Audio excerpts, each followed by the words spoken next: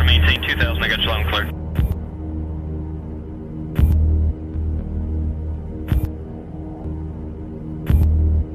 ایک سنائپر کی سنسنیخیز داستان جو ظلم کے خلاف دشمن فوج کے ساتھ لڑنے میں مصروف۔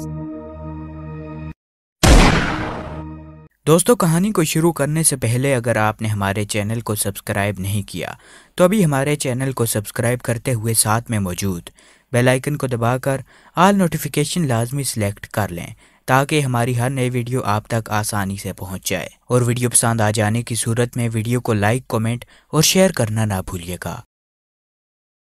ویسے آپ اس طوفان میں کیسے پھنسے؟ اس نے بھی وہی سوال پوچھا جو پہلے اس کا والد پوچھ چکا تھا۔ جواباً میں نے وہی باتیں دہرا دیں جو اس کے باپ کو بتائی تھی۔ اپنی بات کے اختتام تک میں کھانے سے فارغ ہو گیا تھا۔ برتن سمیٹتے ہوئے وہ پوچھنے لگی، کچھ اور چاہیے؟ میں نے جھجکتے ہوئے کہا، اگر دودھ والی چائے مل جاتی۔ کیوں نہیں؟ خوش دلی سے کہتے ہوئے وہ باپ کی جانب متوجہ ہوئی۔ بابا جان، آپ چائے لیں گے؟ اس نے کرراہتے ہوئے کہا، بنا رہی ہو تو پی لوں گا۔ شمریز سچا، ایک بات کہوں، خفا تو نہیں ہوں گے؟ کھل کر کہو ذیشان میاں۔ وہ بس مسکرانے کی کوشش ہی کر پایا تھا۔ جب تک ٹانگ سے گولی نہیں نکلے گی آپ یوں ہی تکلیف محسوس کرتے رہیں گے، بلکہ وقت گزرنے کے ساتھ ساتھ زخم مزید بگڑتا جائے گا۔ زیادہ وقت گزرنے پر آپ کو ناقابل تلافی نقصان بھی پہنچ سکتا ہے۔ وہ افسردہ لہجے میں بولا، جانتا ہوں، مگر کیا کیا جا سکتا ہے؟ جب تک موسم ٹھیک نہیں ہو جاتا ہم ہان قلعے تک نہیں پہنچ سکتے اور گولی بھی نہیں نکل سکتی۔ میں نے کہا، اگر تھوڑی تکلیف برداشت کر لو تو شاید میں بھی گولی نکال لوں۔ تکلیف تو اب بھی برداشت کر رہا ہوں، اس سے تو کچھ زیادہ ہوگی، لیکن انشاءاللہ اس کے بعد آرام ضرور آ جائے گا اور آپ کو خان قلعے جانے کی ضرورت بھی نہیں پڑے گی، مگر آپ یوں بغیر کسی اوزار کے، میرا مطلب ہے گولی ہے، کوئی کانٹا تو نہیں ہے کہ سوئی کے ساتھ نکل آئے۔ اس کے لیے میری آفر حیرانی کا باعث بنی تھی۔ یہ میرا درد سر ہے، آپ برداشت کرنے والے بنیں۔ وہ فلسفانہ لہجے میں بولا، سر پر پڑی مصیبت کو جھیلنا پڑتا ہے۔ ٹھیک ہے، صبح روشن ہونے پر انشاءاللہ آپ کی ٹانگ سے گولی نکال لوں گا۔ یہ کہہ کر میں چارپائی سے اٹھ کر اپنے سفری تھیلے کی جانب بڑھ گیا۔ دیوار سے لٹکی جائے نماز اتار کر میں نے انگیٹھی کے سامنے بچھائی اور اپنا تھیلا کھول کر سارا سامان باہر نکال کر جائے نماز پر رکھنے لگا۔ وہ سفری تھیلا پیراشوٹ کے مضبوط کپڑے کا بنا ہوا تھا، اس کے باوجود نمی کا اچھا خاصا اثر اندر پہنچا تھا۔ البتہ تھیلے کے اندر رکھی ہوئی ضروری اشیاء چونکہ پلاسٹک کے لفافوں میں بند تھی، اسی لیے انہیں کوئی نقصان نہیں پہنچا تھا، ورنہ ابتدائی طبی امداد کے تو سارے سامان نے برباد ہو جانا تھا۔ سامان کو انگیٹھی کے سامنے پھیلا کر رکھنے کے بعد میں نے کلاشنکوف کو بھی کھول کر اس کے سامنے خشک ہونے کے لیے اس کا ایک ایک پرزہ رکھ دیا۔ اسی اثناء میں گلگارے چائے کی پیالیوں کے ساتھ پہنچ گئی تھی۔ چائے کی کیٹلی کے ساتھ وہ 3 خالی پیالیاں لے آئی تھی۔ ہمیں ایک ایک پیالی پکڑا کر اس نے تیسری پیالی میں اپنے لیے چائے انڈیل لی۔ چائے بہت اچھی بنی تھی، بس میٹھا ذرا زیادہ ہو گیا تھا۔ چائے پی کر میں نے گلگارے سے کوئی پرانا خشک کپڑا اور اپنا پستول مانگا۔ وہ سر ہلاتے ہوئے چائے کے برتن سمیٹ کر کمرے سے باہر نکل گئی۔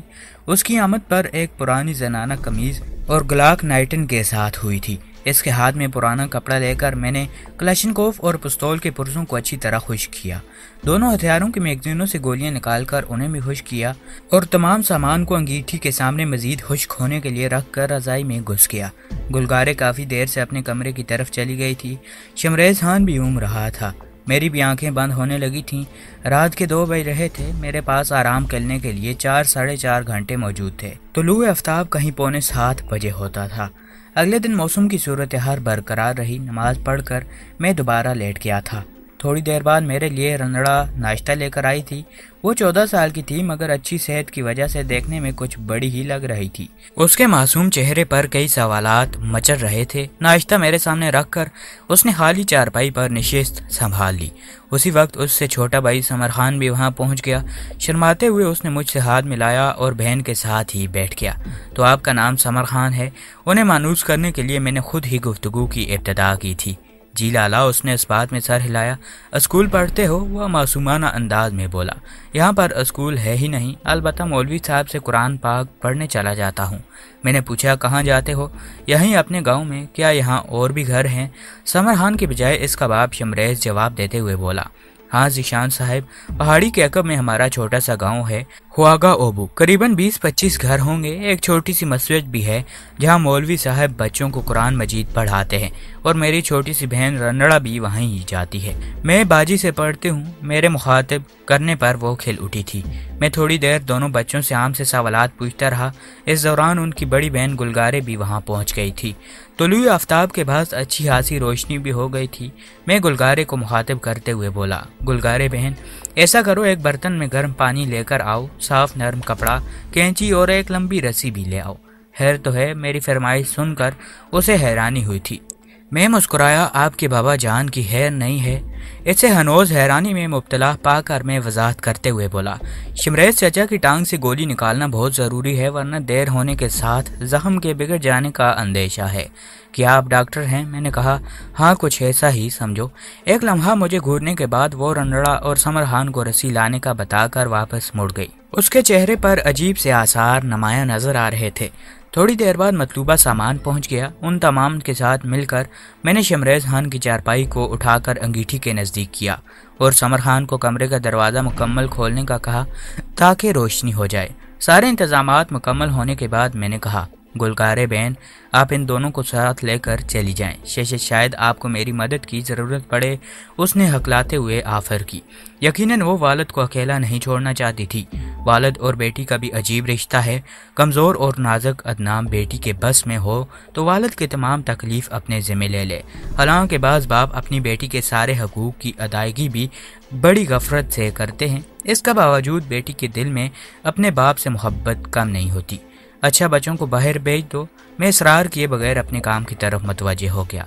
यूं भी ऑपरेशन के दौरान मुझे उसकी ज़रूरत पड़ सकती थी। शमरेज खान के बदन से लाफ उठाकर मैंने हारी चारपाई पर फेंक दिया। इसे घुटने से जरा ऊपर गोली लगी थी। गुलगारे या इसने खुद शलवार के ऊपर ही से एक बड़ी चादर जख्म पर लपेट दी थी, जिसके लपेटने का बस इतना फायदा हुआ था कि खून का बहाव रुक गया था। उनके जाना अनजाने में क्या हुआ, ये काम शमरेज खान की जिंदगी की जमानत बन गई थी। मैंने जख्म पर बंदी पट्टी खोलकर कैंची से उसके जख्म पर मौजूद शलवार का बड़ा सा टुकड़ा काट दिया था ताकि जख्म के इलाज में कोई रुकावट न हो। इब्तदाई तिबी इमदाद के सामान में मैंने फोर्सेप भी रखा था। इस बारीक मुंह वाले आले से जिस्म में मौजूद गोली को पकड़कर निकाला जा सकता था। ऑपरेशन करने वाले सर्जन के पास तो कई किस्म के फोर्सेप होते हैं, लेकिन हम जैसों को तो बाज़ औकात किसी बारीक धार के हंजर से भी ये काम करना पड़ता है। अलबत्ता खंजर और फोर्सेप में ये फ़र्क होता है कि खंजर से जख्म चेर भी जाता है और खंजर से काम लेने वाला इस काम में ज़्यादा माहिर भी होना चाहिए, क्योंकि खंजर की नोक से टटोल कर गोली को महसूस करना और फिर नोक ही की मदद से गोली को जख्म से बाहर निकालना नहायत दुश्वार और मुश्किल होता है। इस पर मुस्तज़ाद तकलीफ में मुब्तला शख्स की कर्राहना और सिसकना होता है। गोया तिबी लिहाज से खंजर से गोली निकालना शायद सरासर गलत हो। इस सारा मुतासर शख्स को इस तरीकाकार से भी बहुत ज़्यादा तकलीफ का सामना करना पड़ता है, मगर ये वक्ती तकलीफ बाद में होने वाली माजूरी या जख्म के नासूर में तब्दील होने की अजियत से बेहतर होता है। जख्म को धोने से पहले मैंने शमरेज खान को महसूस तरीके से बांध दिया था ताकि वो तकलीफ की वजह से हिलचुल कर खुद को मजीद जख्मी न कर बैठे।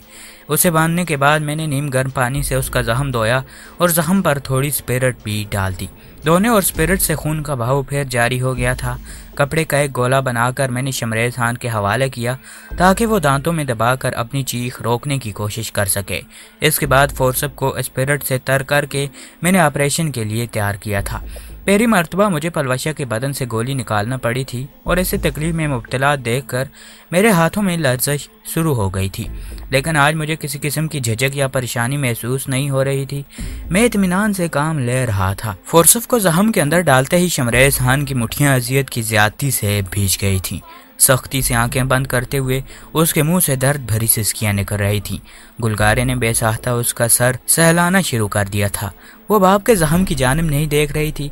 काफ़ी हिम्मत और हौसले वाली होने के बावजूद इसमें इतनी हिम्मत महफूज नहीं थी कि बराह रास्त ऑपरेशन होता देख सकती। ऐसा मंजर कम लोग ही देख पाते हैं। वो पलवशा ही थी जो गुलगारे से भी उम्र में 1-2 साल छोटी होगी, और देखना तो छोड़ो, वो हद अपने हाथों से ये काम कर गुजरी थी। फोर्सेप की नोक का गोली से टकराना मुझे महसूस हो गया था। गोली को एहतियात से फोर्सेप के मुंह में पकड़कर मैंने आहिस्ता से आले को बाहर खींच लिया। गोली के बाहर आते ही शमरेज खान के बदन ढीला हो गया था। उसने दांतों को पकड़कर कपड़ा जुबान की मदद से बाहर धकेल दिया था اور اس کے ساتھ ہی اس کے منہ سے گہرا سانس خارج ہوا تھا۔ میں نے صاف کپڑا زخم کے منہ پر دبا کر بھل بھل بہتے خون کو روکا اور گلگارے کو کہا، والد کے جسم سے رسی کھول لو۔ میرے اچانک پکارنے پر وہ ہڑبڑا سی گئی تھی۔ اس کے ساتھ ہی اس نے دھیمے لہجے میں جی کہا اور رسی کی طرف متوجہ ہو گئی۔ اس کے رسی کھولنے تک میں نے زخم کے منہ پر پٹی کو دبائے رکھا تھا۔ جو ہی وہ رسی کھول کر فارغ ہوئی تھی، میں نے کہا، اس پٹی کو یہاں دبا کر رکھو۔ اس بات میں سر ہلاتے ہوئے وہ میرے قریب ہوئی۔ میں نے پیچھے ہو کر اسے زخم پر ہاتھ رکھنے کی جگہ دی اور خود دوائیوں کی طرف متوجہ ہو گیا۔ سب سے پہلے میں نے صاف کپڑے سے مناسب لمبائی میں 2-3 پٹیاں پھاڑی۔ پھر پائیوڈین کی بوتل کھول کر میں نے گلگارے کو پیچھے ہٹنے کو کہا۔ زخم پر تھوڑی سی پائیوڈین ڈال کر ساتھ ہی درد کش اور خون کے بہاؤ کو روکنے والا سفوف زخم میں بھر دیا تھا۔ اس کے اوپر ایک پٹی طے کرتے ہوئے میں نے دوسری پٹی زخم پر لپیٹ دی تھی۔ پٹی سے فارغ ہو کر میں نے درد کش ٹیکا تیار کر کے شمریز خان کو پہلو کے بل لٹایا اور جسم پر گوشت کے حصے میں وہ ٹیکا لگا دیا۔ اس کے بعد اینٹی بایوٹک ٹیکا بھی اس کی رگ میں لگا کر میں نے اسے حال پوچھنے لگا۔ کافی بہتر محسوس ہو رہا ہے، درد بھی ختم ہونا شروع ہو گیا ہے۔ آپ کا بہت بہت شکریہ، گلگارے نے ممنونیت بھرے لہجے میں کہا۔ آپ تو شاید ہماری مدد کرنے آئے تھے، میں سمجھ رہی تھی کہ ہم آپ کی مدد کر رہے ہیں۔ گلگارے بہن، آپ نے تو مجھے نئی زندگی دی ہے۔ میں نے جو کام کیا ہے یہ آج نہیں تو کل پرسوں تک ڈاکٹر صاحب نے کر دینا تھا، اور یقیناً وہ مجھ سے بہت بہتر انداز میں یہ کام سر انجام دیتا۔ پتہ نہیں موسم نے کب ٹھیک ہونا تھا، اور ڈاکٹر صاحب کوئی کلومیٹر بھر کے فاصلے پر تو نہیں بیٹھا تھا کہ ہم آسانی سے وہاں پہنچ جائیں۔ اس علاقے میں ڈاکٹر صاحب تک مریض کو لے جاتے ہوئے مریض کی جو حالت ہوتی ہے وہ میں بیان نہیں کر سکتی، اور بابا جان کی طرح زخمی آدمی کا تو ستیہ ناس ہو جاتا۔ گولی نکالنے کے لیے بھی ڈاکٹر صاحب کم از کم 15-20 ہزار روپے طلب کرتا ہے۔ دوائیوں کا خرچ ایک علیحدہ مسئلہ ہوتا ہے۔ آپ نہیں جانتے آپ نے ہمیں کتنی پریشانیوں سے چھٹکارا دلایا ہے۔ میں نے مزید تکرار سے بچتے ہوئے، مجھے خوشی ہوئی کہ میں اپنی چھوٹی بہن کے کسی کام آیا، یہ کہہ کر میں گرم پانی سے اپنے ہاتھ دھو کر فورسپ کو دھونے لگا، اور اپنے والد کے سرہانے کے ساتھ وہ بیٹھ کر سر دبانے لگی تھی۔ تمام سامان سنبھال کر میں نے شمریز خان کو کھلانے کے لیے درد کش اور اینٹی بایوٹک گولیاں گلگارے کی طرف بڑھا دی تھی، اور ساتھ ہی اسے گولیاں کھلانے کی تربیت بھی بتا دی تھی۔ رنرا اور سمر خان ساتھ والے کمرے کے دروازے سے بار بار جھانک کر دیکھ رہے تھے۔ آپ دونوں بھی آ جاؤ، میں نے انہیں آواز دی اور وہ بھاگ کر اندر آ گئے۔ رنرا تو آنتے ساتھ ہی باپ سے لپٹ گئی۔ اب میں بالکل ٹھیک ہوں بیٹی، وہ اس کا سر تھپتھپانے لگا۔ اللہ پاک کی قدرت بھی عجیب ہے، یقیناً ان معصوم لڑکیوں نے اپنے باپ کی تکلیف دور ہونے کے لیے خلوص دل سے دعا کی ہوگی، اور وہ عظیم رب مجھ جیسے گناہگار کو ان کی مدد کے لیے اس انداز میں گھسیٹ کر وہاں لے آیا تھا، ورنہ اس سے پہلے میں کبھی کسی غار وغیرہ کی تلاش میں اتنا سرگردان نہیں ہوا تھا۔ پہاڑوں میں گھنٹے آدھا گھنٹے کی تلاش کے بعد ہی کوئی نہ کوئی پناہ گاہ مل جایا کرتی تھی۔ گزشتہ دن میں شام تک پاگلوں کی طرح پھرنے کے بعد بھی کوئی ٹھکانہ ڈھونڈ نہیں سکا تھا۔ انہیں باتیں کرتا چھوڑ کر میں اپنی کلاشنکوف اور پستول کے ساتھ مصروف ہو گیا تھا۔ شاید گلگارے میری ہی جانب متوجہ تھی کہ جو ہی میں نے کلاشنکوف کے پرزوں کو ہاتھ لگایا، وہ فوراً بولی، اگر چاہیے ہو تو گھر میں رائفل کا تیل بھی پڑا ہے۔ یہ تو بہت اچھا ہو گیا، میں نے خوش ہو کر کہا۔ ابھی لائی، وہ سر ہلاتے ہوئے کمرے کی طرف بڑھ گئی۔ اس کی واپسی ایک درمیانے حجم کی پلاسٹک کی بوتل کے ساتھ ہوئی جس میں ہتھیاروں پر لگانے والا تیل بھرا تھا۔ شکریہ کہتے ہوئے میں نے اس کے ہاتھ سے تیل کی بوتل پکڑ لی تھی۔ سپیر تک برف باری رک گئی تھی، لیکن بادل اب تک ویسے ہی موجود تھے۔ میں اس وقت انگیٹھی کے سامنے نمک ملے گرم پانی کی ادھ بھری بالٹی میں پاؤں ڈبوتے ہوئے بیٹھا تھا۔ گزشتہ کل میرے پیروں کو جس سردی کا سامنا کرنا پڑا تھا، اس کا اثر اب تک ہلکے ہلکے درد کی صورت میں موجود تھا، اور اس درد کا بہترین حل نمک ملا گرم پانی ہی تھا۔ گلگارے اپنے والد کا سر دبا رہی تھی، اسے اچھا خاصا بخار ہو گیا تھا۔ میں نے سر درد اور بخار والی گولی بھی اسے کھلا دی تھی۔ رنرا اپنے چھوٹے بھائی کے ساتھ خشک لکڑیاں اکٹھی کرنے گھر سے باہر نکل گئی تھی۔ اچانک وہ بھاگتے ہوئے گھر میں داخل ہوئی۔ بابا جی، اس دن والے آدمی اس طرف آ رہے ہیں، ان کے ساتھ 3 آدمی اور بھی ہیں، یہ بتاتے ہوئے اس کے معصوم چہرے پر خوف کے ماری ہوئی ہوائیں اڑ رہی تھیں۔ لڑکیوں کی جنس ایسی ہے کہ انہیں مردوں کے گندے ارادے کے بارے فوراً ہی اندازہ ہو جاتا ہے۔ 2 روز پہلے ان ظالموں نے اس معصوم کو غلط نیت سے ہی پکڑنا چاہا تھا، اور آج ان کی آمد پر وہ ایک دم سہ گئی تھی۔ اس نے فوراً اندازہ لگا لیا تھا کہ وہ اسی کے لیے لوٹے ہوں گے۔ حالانکہ اس سے بڑی بہن بھی موجود تھی، مگر ان موذیوں کی نظر اب تک گلگارے پر نہیں پڑی تھی۔ دروازہ بند کر دیا ہے نا؟ سمر خان کہاں ہے؟ گلگارے نے اطمینان بھرے انداز میں پوچھا۔ مجھے اس کے چہرے پر ذرا برابر بھی خوف نظر نہیں آیا تھا۔ میں یہی ہوں باجی، دروازے کی طرف سے سمر خان کی آواز آئی۔ میں نے اپنے پاؤں بالٹی سے نکالے اور تولیے سے صاف کر کے جرابیں ڈالنے لگا۔ جو ہی میں نے بوٹوں میں پاؤں ڈالے وہ حیرانی سے پوچھنے لگی، آپ کیوں تیار ہونے لگے؟ شاید آنے والے مہمانوں سے کوئی بات چیت کرنا پڑ جائے۔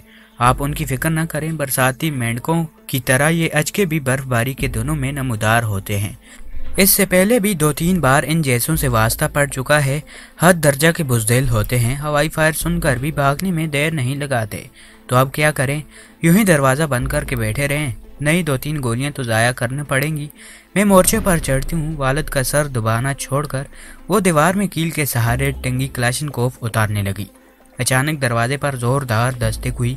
میں نے اپنی طرف دیکھتی گلگاری کو آنکھوں سے استیاء کا اشارہ کیا۔ وہ فوراً بولی، کوئی ضرورت نہیں دروازہ کھولنے کی، میں مورچے پر چڑھ رہی ہوں۔ ٹھیک ہے، آپ مورچے پر پہنچے، میں دروازے پر جا کر ان سے پوچھتا ہوں، ہو سکتا ہے مسئلہ بات چیت سے حل ہو جائے۔ یہ لاتوں کے بوت ہیں، پھر بھی پوچھنے میں کوئی حرج نہیں۔ اپنی گولیوں اور توانائی خواہ مخواہ ضائع نہ کرو، گلگارے کو کہہ کر میں نے کلاک نائٹن کاغ کر کے ہاتھ میں تھاما اور گرم چادر اوڑھے ہوئے رانڑا کو کہنے لگا، تم کمرے کا دروازہ اندر سے بند کر دو۔ جی لالا، وہ اس بات میں سر ہلانے لگی۔ گلگارے پہ مزید تکرار کیے بغیر دوسرے کمرے میں لگی سیڑھی کی جانب بڑھ گئی، جس کے ذریعے وہ چھت پر بنے مورچے پر پہنچ سکتی تھی۔ وقفے سے ان کا دستک دینا جاری تھا۔ دروازے کے قریب پہنچ کر میں نے رسمی انداز میں پوچھا، کون؟ دروازہ کھولو۔ میری نرم آواز نے اسے لہجہ سخت کرنے کی شبیہ تھی۔ دروازے میں بنی ذیلی کھڑکی کی کنڈی کھول کر میں باہر نکلا۔ ان میں سے 2 دروازے کے قریب جبکہ 3 چند قدم پیچھے ہٹ کر کھڑے تھے۔ دستک دینے والوں میں ایک کے ہاتھ میں 8mm اور دوسرے کے ہاتھ میں کلوز بٹ کلاشنکوف تھی، جبکہ تھوڑی دور کھڑے افراد میں 2 کے ہاتھ میں 30 بور پستول اور ایک نے سنگل بیرل 12 بور اٹھائی ہوئی تھی۔ جی، سلام دعا اور مسافے کے بغیر میں نے خشک لہجے میں پوچھا، میں طالبان کمانڈر ہوں اور پرسوں اس گھر سے میرے آدمیوں پر فائر کیا گیا ہے۔ گھنے گھنگریالے بال والے، لمبی مونچھوں اور ہلکی داڑھی والے ایک آدمی نے دھمکی آمیز لہجے میں گفتگو کی ابتدا کی تھی۔ تو جن پر گولیاں چلائی گئی تھی انہوں نے یہ نہیں بتایا کہ وہ اس وقت کس عبادت کی بجا آوری کی کوشش میں تھے؟ میں نے بظاہر عام سے انداز میں کہا تھا۔ میرے لہجے سے غصے یا خوف کا کوئی اظہار نہیں ہو رہا تھا، ایسی کوئی بات بھی نہیں ہوئی تھی۔ وہ اپنے راستے پر جا رہے تھے کہ ایک نوجوان لڑکی نے انہیں دیکھا اور ڈر کر گھر کی طرف بھاگ پڑی، حالانکہ انہوں نے لڑکی کو کچھ بھی نہیں کہا تھا۔ میں نے طنزیہ انداز میں کہا، جانتے ہو جھوٹ بولنے کے لیے بھی اعتماد کی ضرورت ہوتی ہے۔ اس کے ساتھ دوسرا کھڑا آدمی بفر کر بولا، جھوٹ نہیں بول رہے، تم ذرا اس لڑکی کو باہر بلاؤ، وہ میری چھوٹی بہن ہے اور اس نے بزدلوں کا جو حلیہ بتایا ہے وہ بالکل تم دونوں جیسے لگتے ہیں۔ تمہاری خوش قسمتی کہ تم اس دن باعث نکلے، مگر یقین مانو خوش قسمتی ہمیشہ ساتھ نہیں دیا کرتی۔ دھمکی دے رہے ہو؟ خود کو کمانڈر بتانے والے کا غصہ دیدنی تھا۔ نہیں، میں نے اطمینان بھرے لہجے میں کہا، جان بچانے کا موقع دے رہا ہوں۔ یقیناً تم ہم سے واقف نہیں ہو، ورنہ بھڑکے مارنے کی بجائے اپنی جان بچانے کا سوچتے۔ میں متبسم ہوا، جانتا نہ ہوتا تو شاید کچھ اہمیت بھی دے دیتا۔ چلو تعارف کرا دیتے ہیں۔ اس نے گندے سے لڑکی کلاشنکوف اتاری۔ اس کے ساتھی نے بھی 8mm رائفل اپنے ہاتھ میں تھام لی تھی۔ اچانک ہی ماحول دھماکوں کی آواز سے گونج اٹھا۔ مسلسل 3 گولیاں چلائی گئی اور ساری گولیاں خود کمانڈر کہنے والے کلاشنکوف بردار کے سامنے زمین میں لگی تھی۔ دھماکے کی آواز سنتے ہی وہ حیرت اور خوف سے اچھل پڑے تھے۔ اس کے ساتھ ہی ان کی نظریں مکان کے سامنے والی دیوار کے دائیں کونے میں بنے مورچے کی طرف اٹھی، جہاں سے کلاشنکوف کی بیرل جھانک رہی تھی۔ گلگارے نے اپنا کالا دوپٹہ پگڑی کے انداز میں سر پر باندھ کر اس کا چہرہ پلو سے لپیٹ لیا تھا۔ مورچے کے ہول سے کلاشنکوف کی بیرل کے سامنے اس کے چہرے کی بھی جھلک دکھائی دے رہی تھی۔ وہاں سے وہ ایک مرد ہی دکھائی دے رہا تھا۔ اس کے بااعتماد فائر نے ثابت کر دیا تھا کہ وہ کلاشنکوف کا استعمال جانتی تھی۔ میں نے بھی چادر کے نیچے چھپایا پستول باہر نکال لیا تھا۔ 1-2 لمحے مورچے کی طرف خوف زدہ نظروں سے دیکھنے کے بعد نام دھاڑ کمانڈر اپنے ساتھیوں کو بولا، چلو پھر کبھی صحیح۔ یہ کہتے ہوئے وہ پیچھے مڑا۔ بات سنو، میں نے اسے مخاطب کرتے ہوئے کہا، اگر دوبارہ اس گھر کی طرف آنا ہوا تو اپنے دوسرے ساتھیوں کو بتا کر آنا، کیونکہ واپسی کے لیے تمہیں ان کے کندھوں کی ضرورت پڑے گی۔ دیکھ لوں گا تمہیں گیدڑ بھبکی دیتے ہوئے دوبارہ چل پڑا۔ اگر میرے 5 گننے تک یہ غائب نہ ہو جائیں تو سب سے آخر والے کو گولی مار دینا۔ گلگارے کی جانب رخ کر کے میں نے اس کا نام لیے بغیر کہا،